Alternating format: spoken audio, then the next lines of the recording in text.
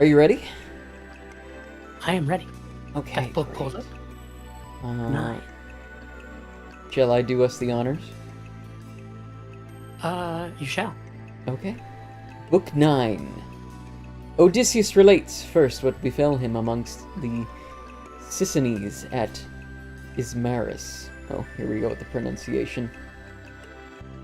Secondly, among the Lotophagi. Or Phagi? Phagi? I don't know. Thirdly, how he was used Phagi, by the yeah. Cyclops. Phagi? Mm-hmm. Thirdly, how he was used by the Cyclops Polyphemus. Or Polyphemus. Polyphemus, yeah. Yeah. And Odysseus of many counsels answered him, saying, kill King Alcinous, most notable of all the people. He's in the court of King Alcinous right now, relating his backstory. And last book, it was sort of like a feat of strength kind of thing. And him kind of like arguing like where he's been and how strong he is. And what stuff he's gone through. So he's continuing those sorts of stories, and now he's relating it back to King Alcinous. Just for readers' context. And also for readers' context, when we switch off reading on the Reading Renegades, we do it with an eye catch of Full Metal Alchemist. So you'll hear us say Full Metal Alchemist as if we're going to a commercial break. And coming back. Oh. Yes. King Alcinous, most noble of all people.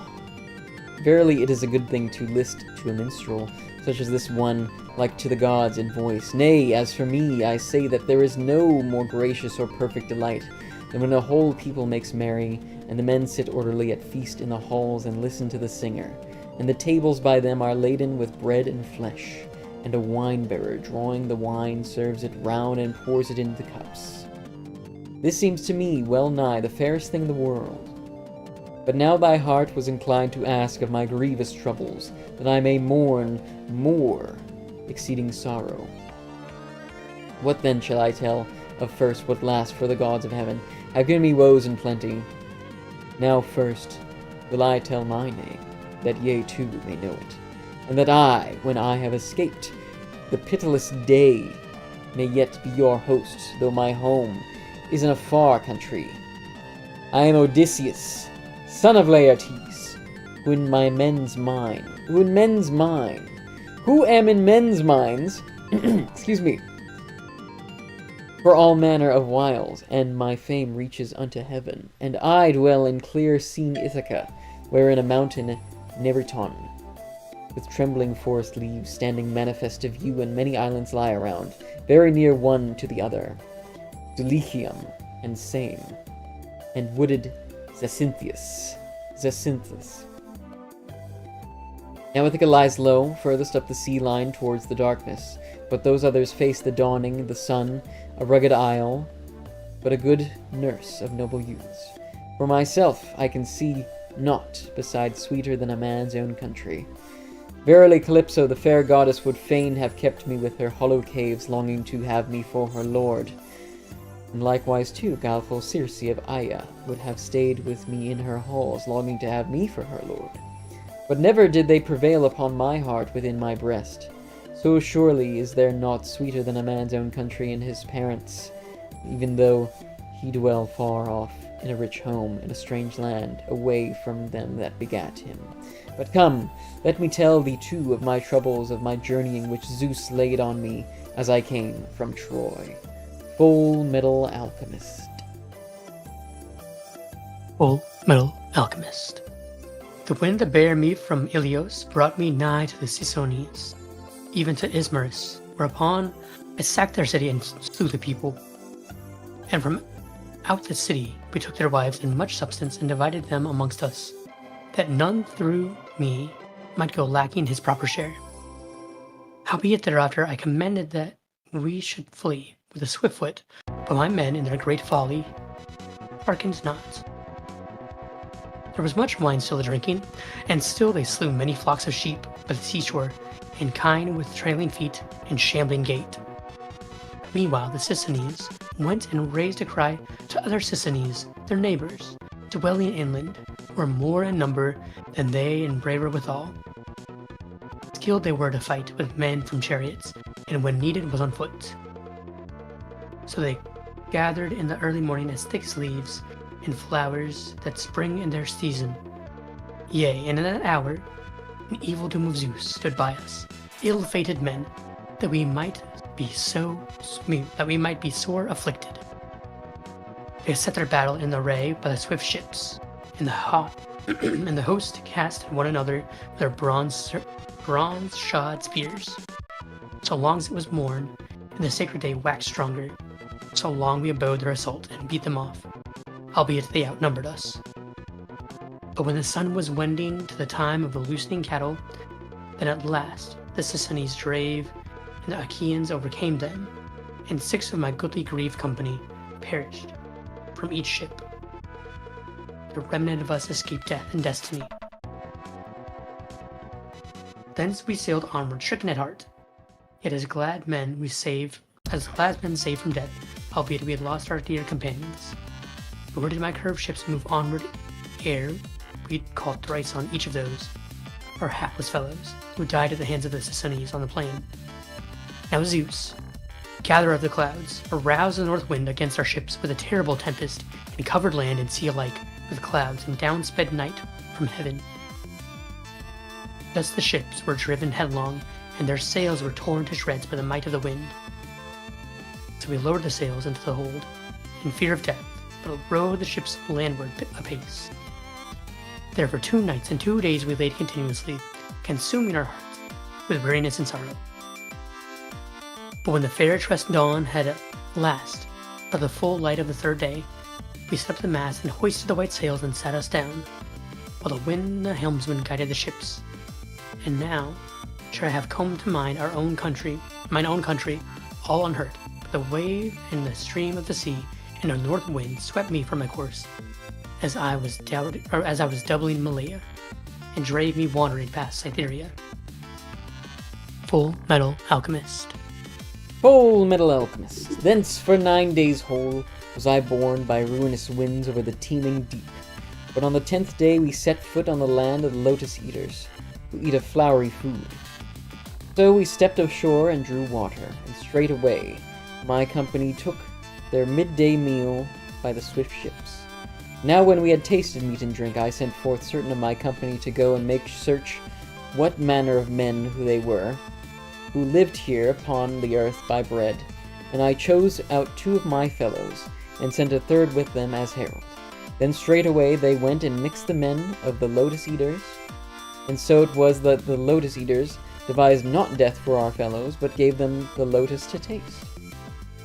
Now, whosoever of them did eat the honey-sweet fruit of the lotus had no more wish to bring tidings nor to come back, but there he chose to abide with the lotus-eating men, ever feeding on the lotus and forgetful of his homeward way. Therefore I led them back to the ships weeping, and sore against their wills, and dragged them beneath their benches, and bound them in the hollow box. But I commanded the rest of my well-loved company to make speed and go on board the swift ships, lest haply any should eat of the lotus and be forgetful of returning. Some strong shit, that lotus. Right soon they embarked, and sat upon the benches, and sitting orderly, they smote the grey sea water with their oars. Thence we sailed onward stricken at heart.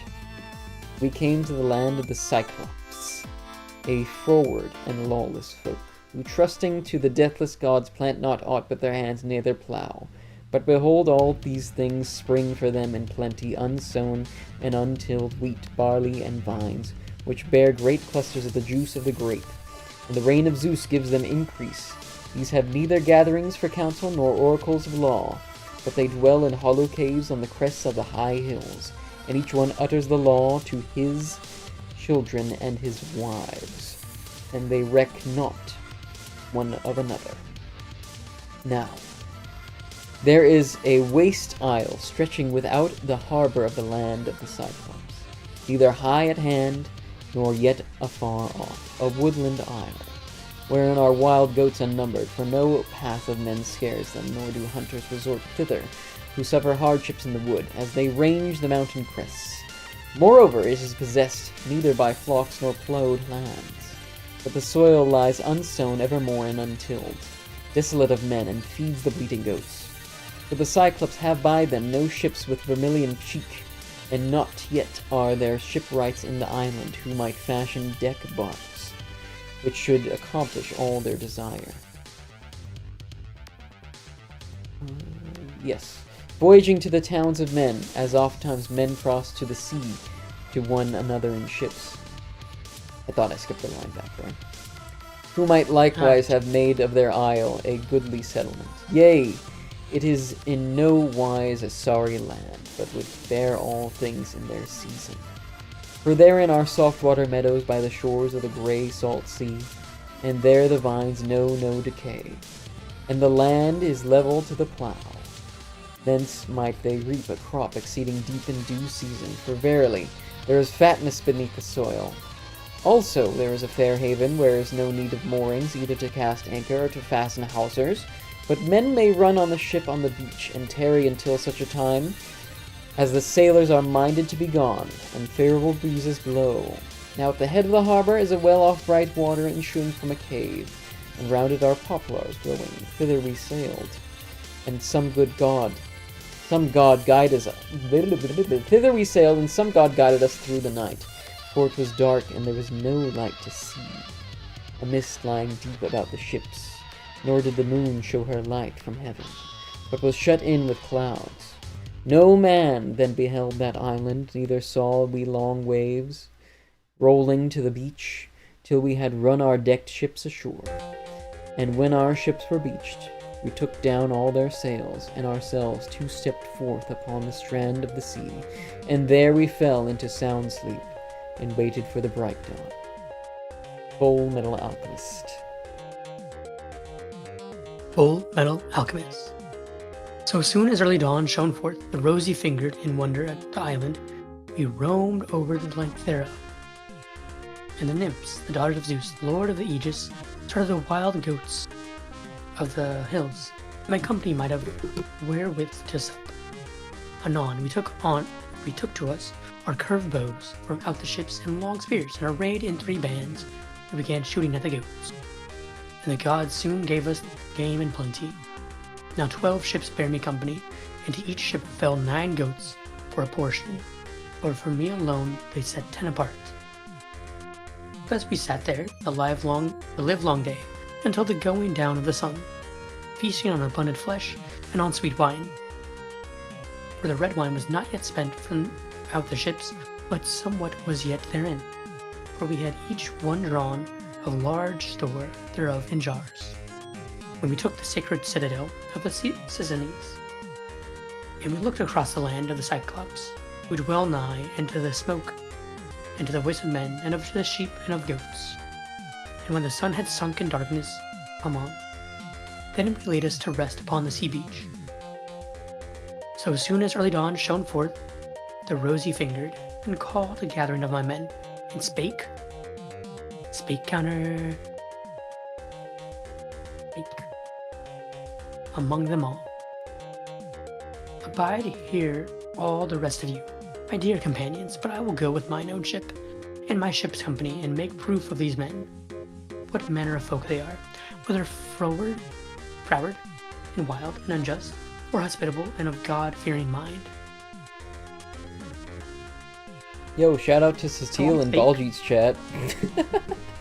Yeah! Auto shout out. So funny. Swat speak. Yeah. And I climbed the ship's side and bade my company themselves to mount and to loose the hawsers. They soon embarked and sat upon the benches, and sitting orderly, smote the grey sea water with their oars. Hold on. Did I go back? No, I didn't go backwards. Now when we had come to the land that lies hard by, we saw a cave on the border near the sea, loftily and roofed over with laurels. And there many flocks of sheep and goats were used to rest. And about it a high outer court was built with stones, deep bedded, and with tall pines and oaks with their high crown of leaves. And a man was wont to sleep therein, of monstrous size, who shepherded his flocks alone and afar, was not conversant with others, but dwelt apart in lawlessness of mind. Yea, for he was a monstrous thing, and fashioned marvellously. nor is he like to any man that lives by bread, but like a wooded peak of the towering hills, which stands out apart and alone from others. Full Metal Alchemist.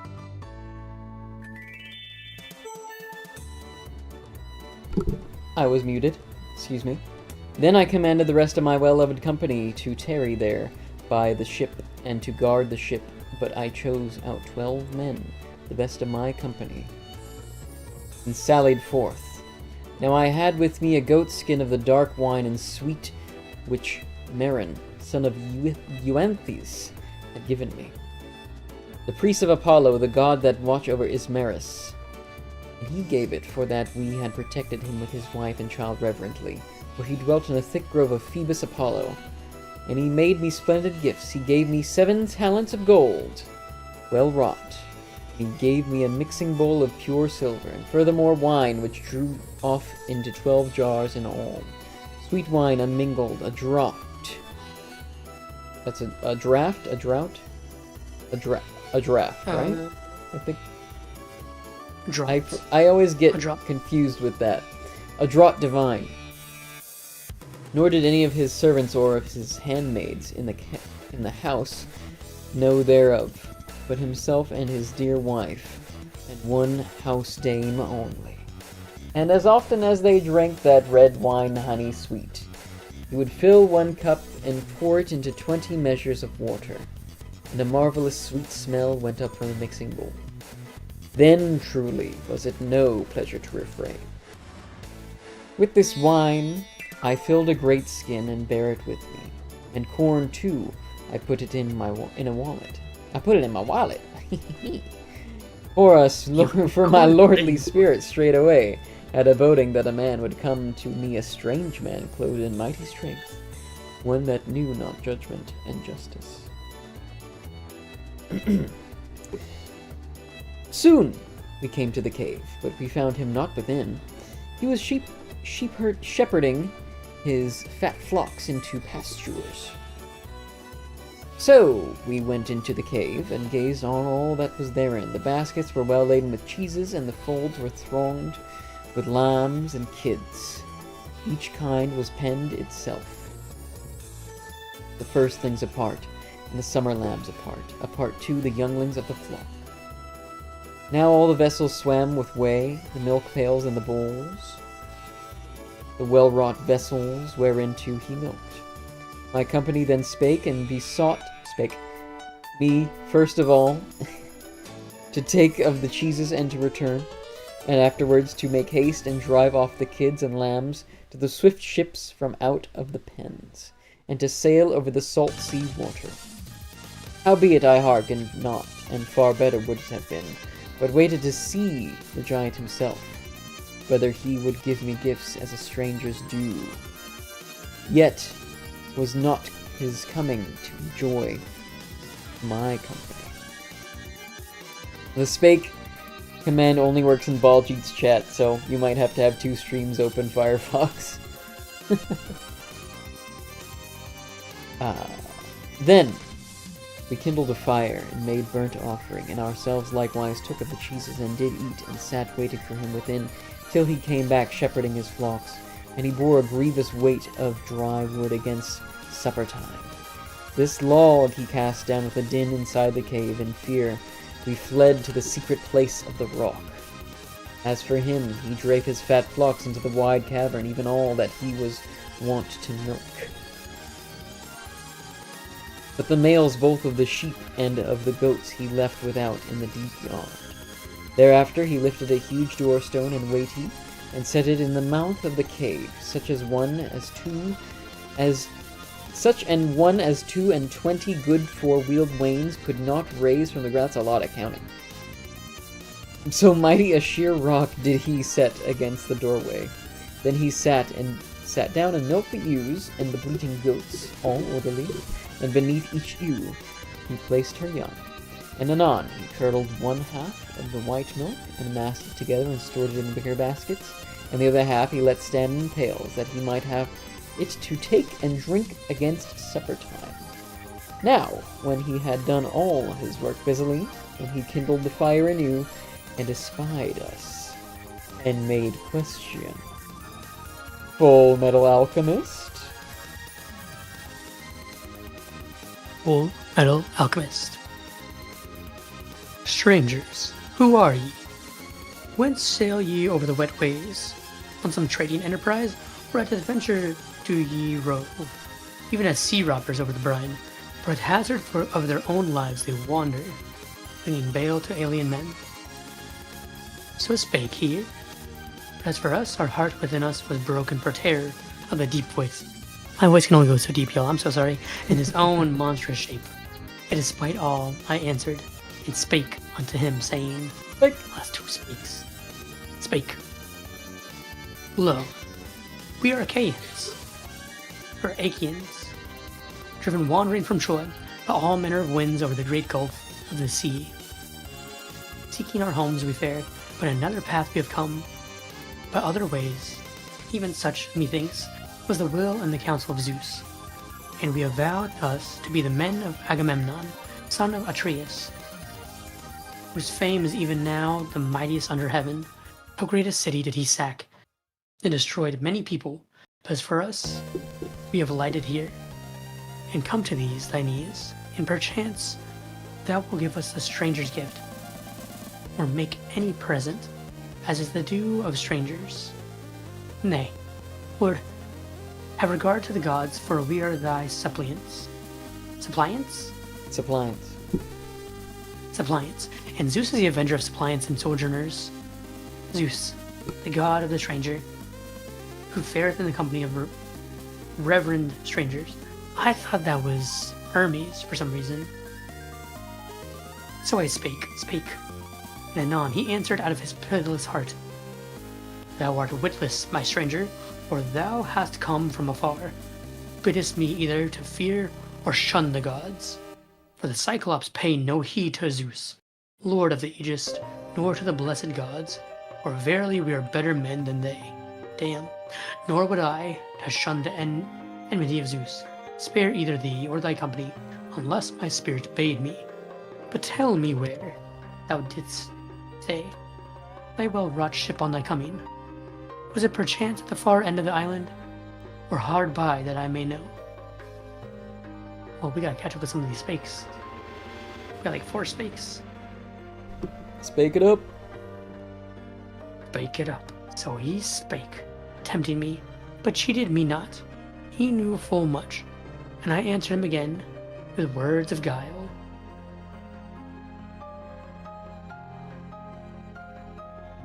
I'd add like 2 more. You can take a spake Full break. Metal Alchemist. Yeah, I have 1 more spake. Full Metal Alchemist. Full Metal Alchemist. As for my ship Poseidon, the shaker of the earth, break it to pieces. For he cast it upon the rocks at the border of your country, and brought it nigh the headland. And a wind bare it thither from the sea. But I with these my men escaped from utter doom. So I spake out of his pitiless heart.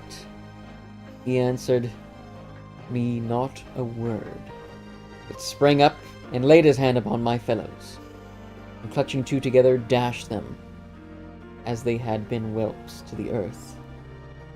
The brain flowed forth upon the ground, and the earth was wet. Then he cut them up piecemeal, and made ready a supper. So he ate even as a mountain-bred lion, and ceased not devouring entrails and flesh and bones with their marrow. And we wept and raised our hands to Zeus, beholding the cruel deeds. And we were at our wits' end. And after the Cyclops filled his huge maw with human flesh, and the milk he drank thereafter, he lay within the cave, stretched out among his sheep. Though I took counsel in my great heart whether I should draw near, and pluck my sharp sword from my thigh, and stab him in the breast, where the midriff holds the liver, feeling for the pace with my hand. But my second thought withheld me, for so should we too have perished even there with utter doom. For we should not have prevailed to roll away with our hands from the lofty door the heavy stone which he set there.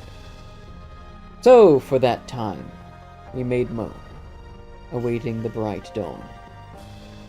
Now when early dawn shone forth, the rosy-fingered again, he kindled the fire and milked his goodly flocks all orderly, and beneath each ewe set her lamb.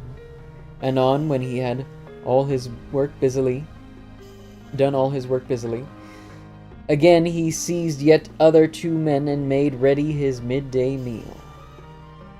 And after the meal, lightly he moved away to the great stone door.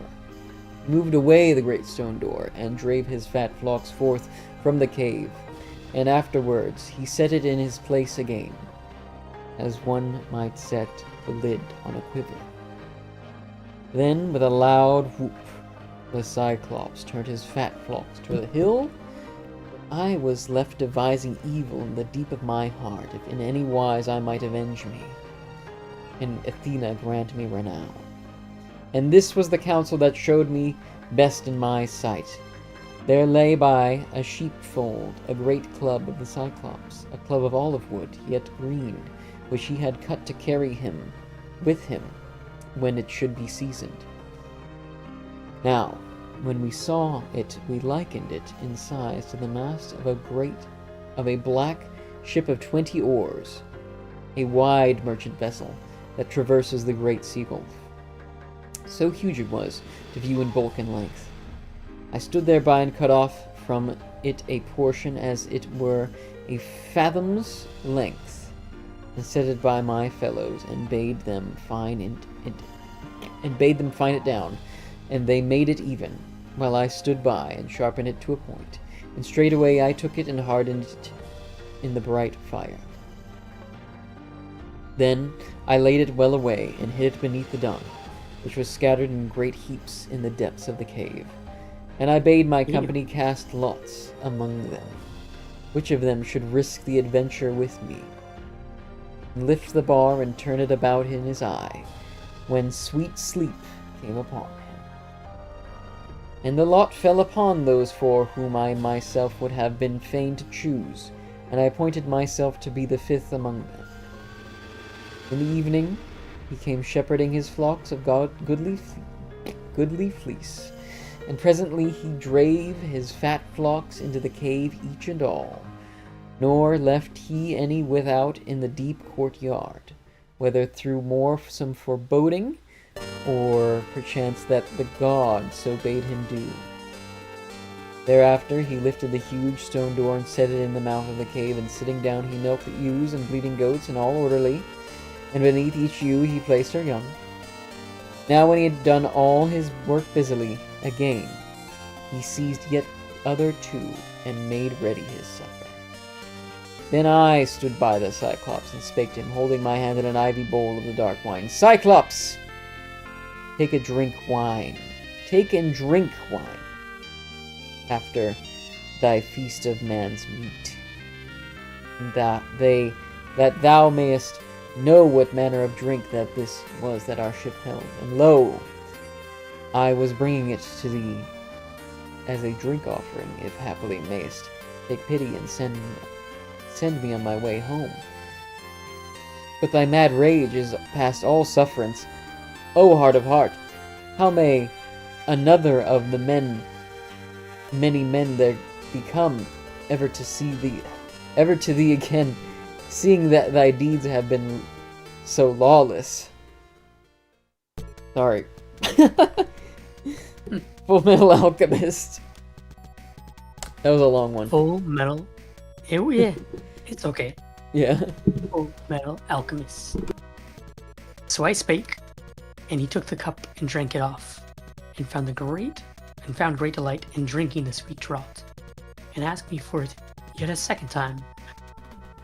Give it me again of thy grace, and tell me thy name straightway, that I may give thee a stranger's gift, wherein thou mayst be glad.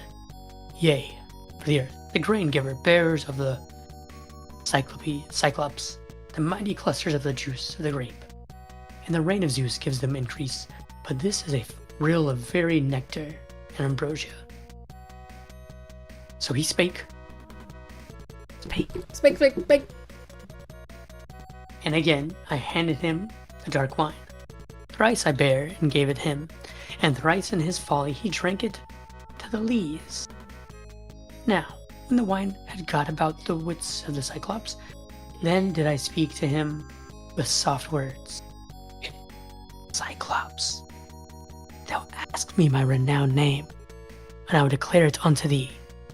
And do thou grant me a stranger's gift, as thou didst promise? No man is my name, and no man they call me. My father and mother and all my fellows. So I spake, and straightway he answered me out of his pitiless spake. Pitiless heart. Pitiless, not Pitiless pitiless. spake. Pitiless. Pitiless Pitiless spake. spake. Heart.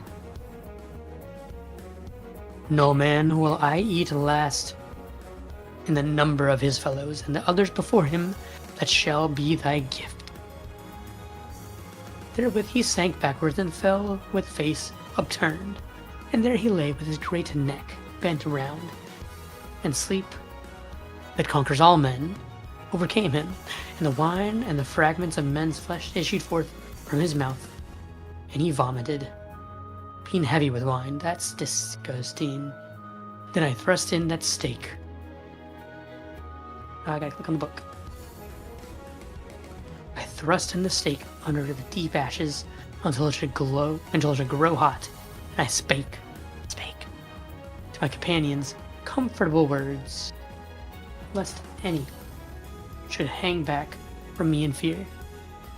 But when that bar of olive wood was just about to catch fire in the flame, green though it was, and began to glow terribly, even then I came nigh and drew it the coals.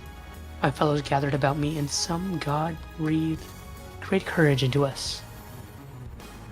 For their part they seized the bar of olive wood, and that was sharpened at the point, and thrust it into his eye, while I from my place aloft turned it about, as when a man bores a ship's beam with a drill, while his fellows below spin it with a strap, which they hold at either end, and the auger runs round continually.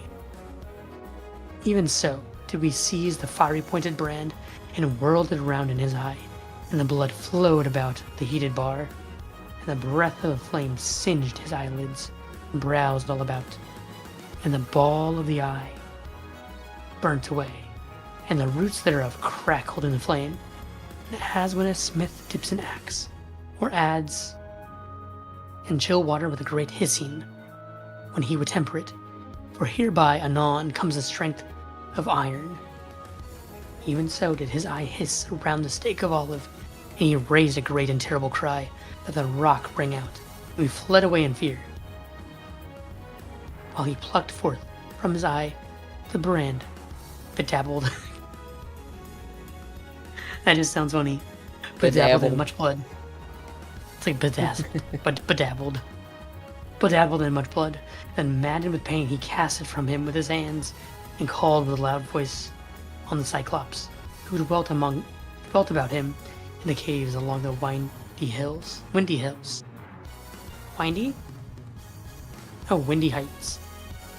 And they heard the cry and flocked together Windy. from every side and gathered. Yeah, windy Or heights. windy. I don't know. How do you make the is windy a word? The winding? Oh, winding. I guess So winding. windy heights. Yeah, so it'll be windy. Yeah. Yeah.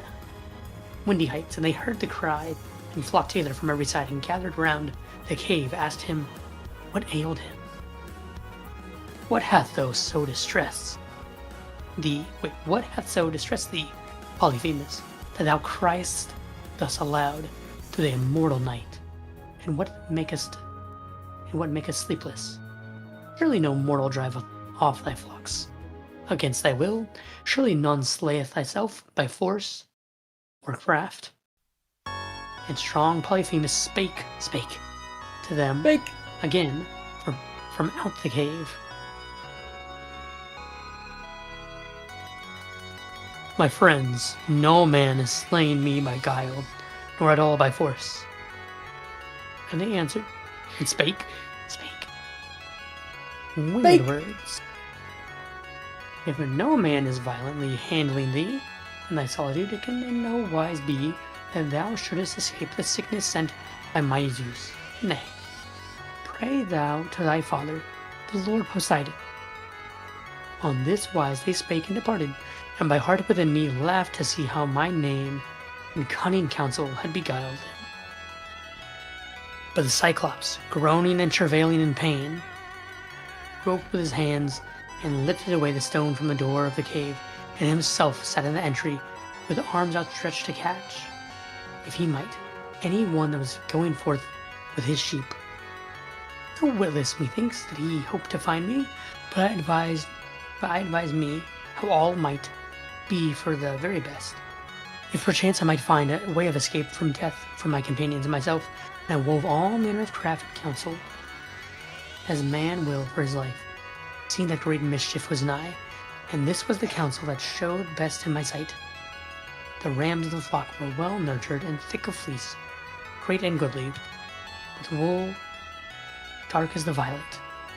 Quietly I lashed them together with twisted with ease, whereon the Cyclops slept, and lawless monster.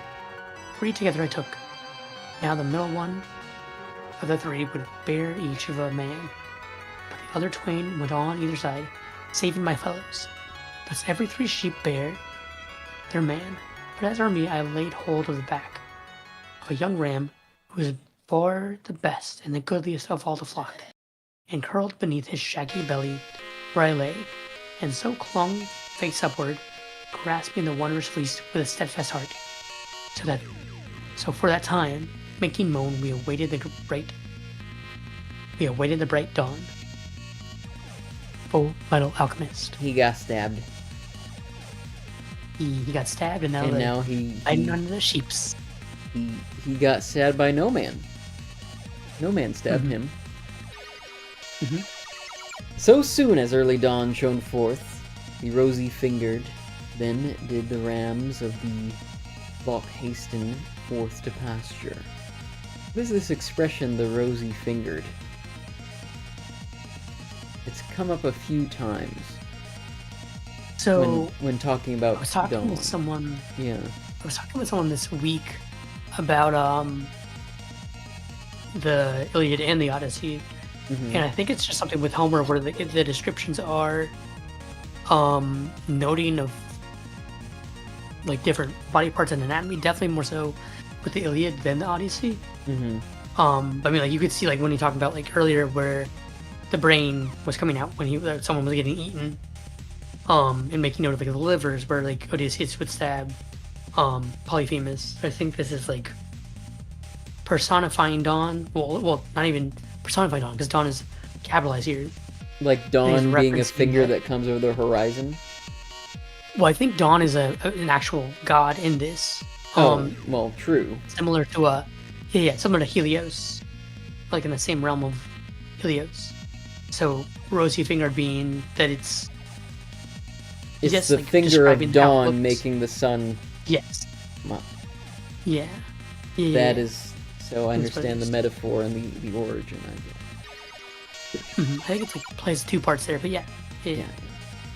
Yeah, I understand both parts fully now, because you have the god of dawn who uses their rosy finger to command the sun, right? So soon as early dawn shone forth, the rosy-fingered, then did the rams of the flock hasten forth to pasture. But the ewes bleated unmilked about the pens, for their udders were swollen to bursting. Then their lord, sore-stricken with pain, felt along the backs of all the sheep as they stood up before him, and guessed not in his folly how that my men were bound beneath the breasts of his thick-fleeced flocks. That of all the last sheep came forth the ram. So he blinded me. Cumbered with his wool and the weight of me and my cunning. And the strong Polyphemus laid his hands on him and spake to him, saying, Dear ram, wherefore, I pray thee, art thou the last of all the flocks to go forth from the cave? Who of old was not wont to lag behind the sheep, but wert ever the foremost to pluck the tender blossom of the pasture, faring with long strides, and wert still the first to come to the streams of the rivers, and first did long to return to the homestead in the evening. But now art thou the very last. Surely thou art sorrowing for the eye of thy lord, which an evil man blinded with his accursed fellows, when he subdued my wits with wine. Even no man, whom I say hath not yet escaped destruction. Ah, if thou couldst feel as I, and be endued with speech to tell me where he shifts about to shun my wrath, then should he be smitten, and his brains be dashed against the floor here and there about the cave, and my heart be lightened of the sorrows which no man, nothing worth, have brought me. Therewith he sent the ram forth from him, and when we had gone but a little way from the cave and from the yard, first I loosed myself from under the ram, and then I set my fellows free. And swiftly we drave on those stiff-shanked sheep, so rich and fat, and often turned to look about, till we came to the ship. And a glad sight to our fellows were we that we had fled from death. But the others they would have bemoaned with tears. Albeit I suffered it not, but with frowning brows forbade each man to weep. Rather I bade them to east on board the many sheep with goodly fleece, and to sail over the salt sea water. I'm sorry? Oh, to cast on board.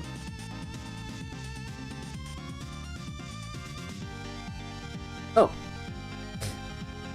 So they embarked forthwith and sate upon the benches, and sitting orderly smote the grey sea water with their oars. But when I had not gone so far, but that a man's shout might be heard, then I spoke unto the Cyclops, taunting him, Cyclops!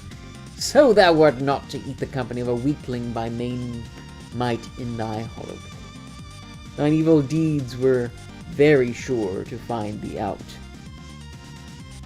Thou cruel man, who hadst no shame to eat thy guests within thy gates, wherefore Zeus hath requited thee, and the other gods. So I spake, and he was mightily angered at heart, and he brake off the peak of a great hill and threw it at us. And it fell in front of the dark proud ship, and the sea heaved beneath the fall of the rock, and the backward flow of the wave bare the ship quickly to the dry land, with the wash from the deep sea, and drave it to the shore. Then I caught up a long pole in my hands, and thrust the ship from off the land, and roused my company, and with a motion of the head bade them dash in with their oars, that so we might escape our evil plight. So they bent to their oars and rowed on, but we had now made twice the distance over the brine. I would fain have spoken to Cyclops, but my company stayed me on every side with soft words, saying, Foolhardy that thou art, why wouldst thou rouse a wild man to wrath, who even now hath cast so mightily a throw towards the deep, and brought our ship back to land? Yea, and we thought that we had perished even here. If he had heard any of us utter sound or speech, he would have crushed our heads and our ship timbers with a cast of rugged stone, so mightily he hurls. What is this note here? I'm wondering. We have omitted line 43 as required by the sense. It is introduced here from line 4. Okay. Interesting. Neither in this passage nor in B2, once everyone we think that aorist infinitive after a verb of saying can bear a future sense. Okay, that's interesting. They have like little grammar notes here. It just seemed so present. I had to make a mention of it. No, that makes sense. So spake they, but they prevailed not only on my lordly spirit, and I answered him again from out an angry heart. Cyclops, if any one of mortal men shall ask of thee the unsightly blinding of the thine eye, say that it was Odysseus that blinded it, the waster of cities, son of Laertes, whose dwelling is in Ithaca. So I spake, and with a moan he answered me, saying, Lo now, in very truth, the ancient oracles have come upon me.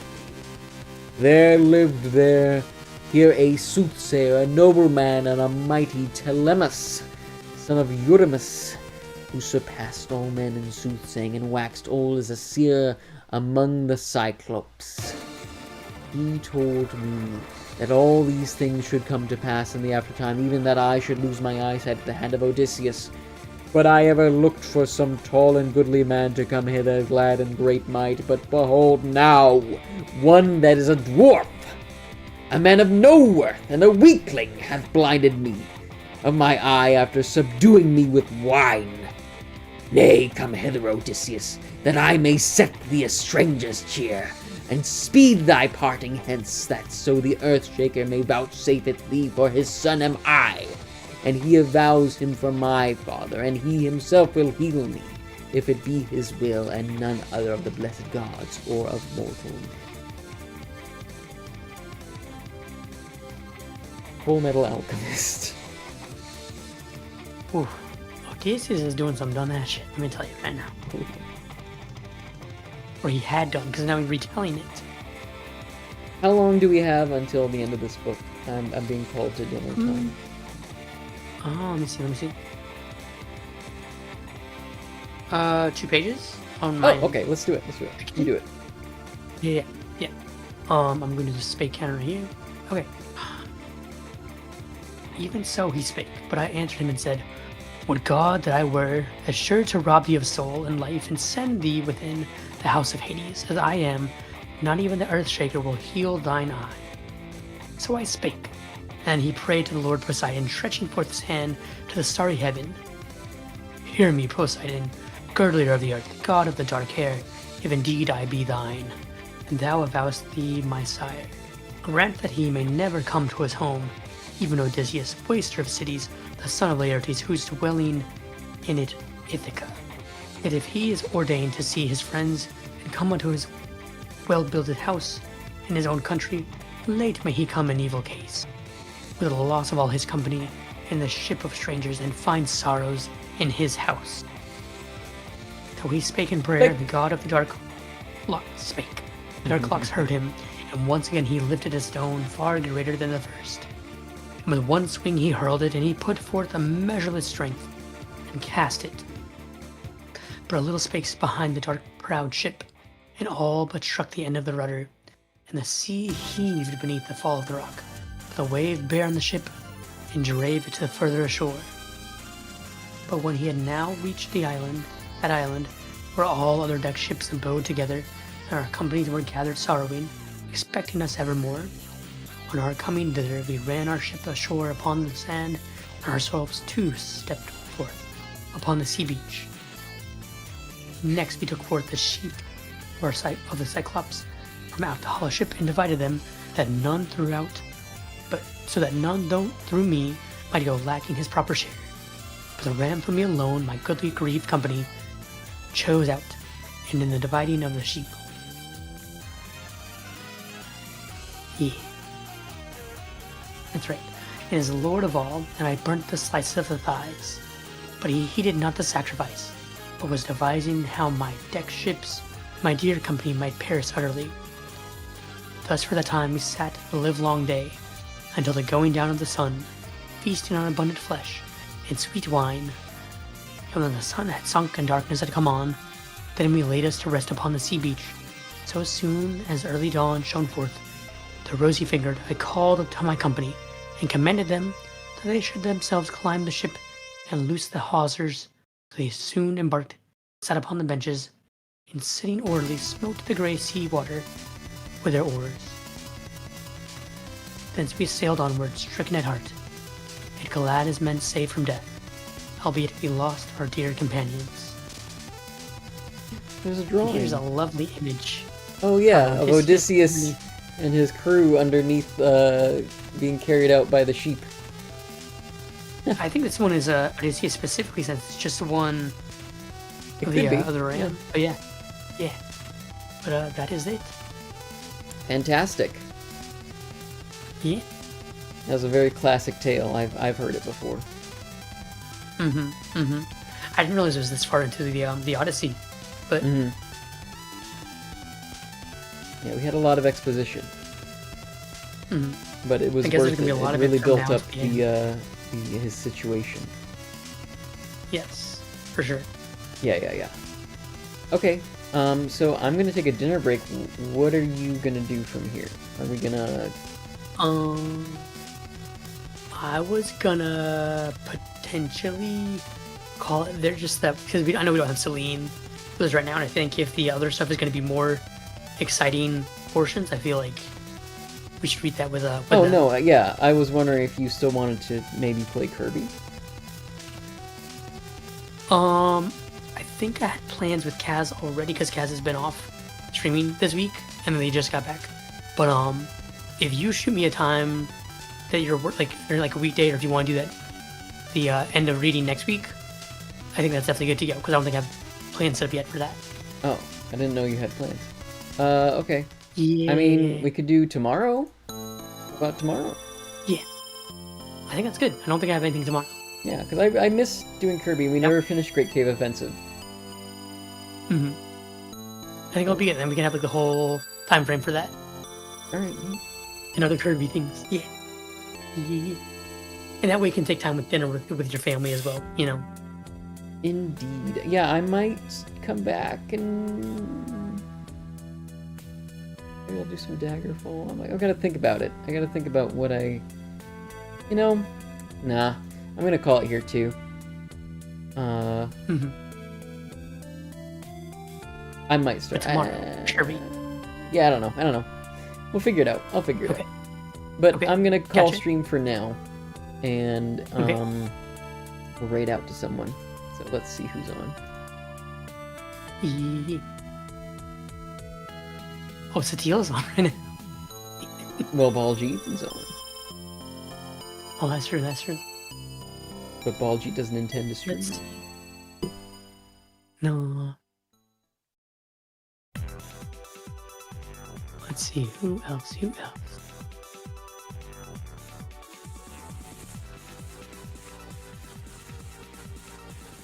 Oh, Grundle's on, I think. Yes. Randall's playing Astroneer.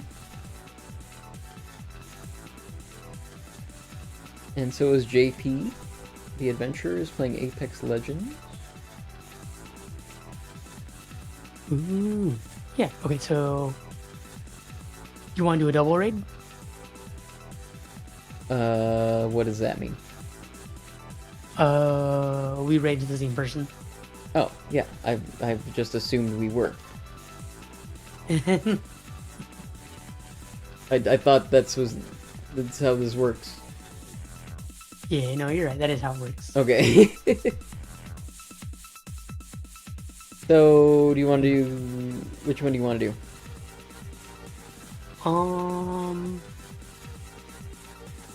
Let's go with JP, because I feel like we raided Necrono recently. I think it's been a minute since I raided We lost JP. our shared, thing. Oh, because I was going to do the raid thing from Stream Manager on my phone. Oh! I don't know. I usually just end it after stream. But okay, yeah. I didn't know if that affected anything. I don't know that it does. Okay, well, I'll go ahead and... I mean, so we're gonna go with Crundle? Oh, to JP. It's been a minute Oh, since to I've raided JP JP. the Adventurer. JP the Adventurer. Yeah. Make sure I get the name right. I was about to type in JP Raid, but that's not right. JP the Adventurer. Yep. Alright, so we're going into JP. You pop my Cool, raid cool, message on cool. it, but yeah. Well, Just thank you all for let me know. joining us for Book 9 of the Odyssey. Baljeet, always a pleasure, and I hope to hang out with you more soon. Kind of just get together for the reading and that's it, but there's more. There's more to our friendship than There's just more. the reading. I want to play Kirby Yes. and all that good stuff. Uh-huh. And I hope you You can just join have us for some movies when we plan them. I would really, really Yeah. love to share that stuff with you, honestly. Yeah. It'll be fun. Yeah. We'll have a good time. Oh, I need to make sure I turn off the music so that way it doesn't blare in my ear. That would be unfortunate. Alrighty, y'all. I'm gonna raid out then. See ya. Bye-bye.